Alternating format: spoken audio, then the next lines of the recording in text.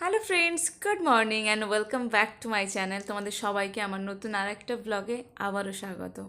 সকাল সকাল দেখো 3:30 মতো বাজে, এখন বসে গেছি পড়তে। সকাল সকাল উঠলে যেহেতু আমি একটু সময়টা বেশি পাই, সেই জন্য চেষ্টা করছি সকাল সকালই উঠে পড়তে বসা। তো সেই মতো বসে গেছি 6টা পর্যন্ত পড়ে, তারপর ঘরের যত কাজকর্ম থাকে সেগুলো কমপ্লিট করে নিয়েছি। এখন রান্নার কাজকর্ম করতে হবে, সেজন্য দেখো ওরা মাংস এনেছে। আমার ভাতটা কমপ্লিট হয়ে গেছিলো, আমি শুধু মাংসটা ধুয়ে মশলাটা কমপ্লিট করে নিয়ে দেখো রান্না করতে চলে এসেছি। রান্না বান্না আমার হয়ে গেছে। এক গাদা থালা বাসন ছিল, সেগুলো ধুতে হবে, আর আমি কিছু জামা কাপড় ভিজিয়ে রেখেছিলাম, সেগুলো আমাকে কাচতে হবে। তো সেই মতো আমি চলে এসেছি। দেখো থালা বাসন ধোয়া হয়ে গেছে, এখন বাবুর আর আমার 2-4টে জামা কাপড় কাচার ছিল, কেচে একবারে আমি যাবো স্নান। দেখলাম যথেষ্ট বেলা হয়ে যাচ্ছে, ওই জন্যে একবারে জামা কাপড়টা কেচে ভাবলাম স্নানটা করে নিই। অন্য দিন ওর যেদিন দিন ডিউটি থাকে তখন আমি সকালবেলায় ওর ডিউটিতে যাওয়ার আগেই স্নান পুজো কমপ্লিট করে নিই। ও যেহেতু ঘরে রয়েছে সেই জন্যে আর অত সকাল সকাল স্নান করিনি। আমার যেহেতু একটু ঠান্ডার প্রবলেম হয়ে যায়, সেই জন্য আর সকাল সকাল না করে একটু লেটে করলাম।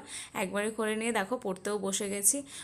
আমি স্নান করার পর বাবুকেও স্নান করিয়ে দিয়েছিলাম, দিয়ে ওকে ঘুম পাড়িয়ে দিয়েছি, তারপর আমি পড়তে বসেছি। কারণ আমি জানি ও জেগে থাকলে আমি পড়তে বসতে পারবো না ঠিক করে, সেই জন্য ওকে ঘুম পাড়িয়ে দিয়ে তারপর বসেছি। আজকে নতুন আর একটা ইউনিট ধরেছিলাম, সেটা হচ্ছে ইউনিট 3।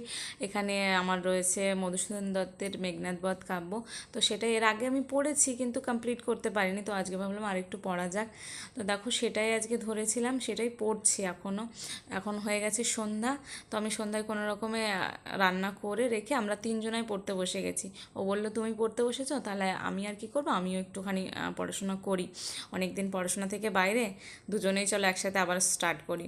তো সেই জন্য দেখো দুজনেই পড়ছিলাম, আর বাবু ওখানে একটু আধটু খেলা করছিলো, এখানে আসছিলো। ও আবার নতুন নতুন একটু ABC লেখা শিখেছে, সেটাই মাঝে মাঝে একটু একটু করে স্লেটে লেখে আবার এদিক ওদিকে একটু ঘোরে। ওর বাবার কাছে যাচ্ছিলো একটু একটু।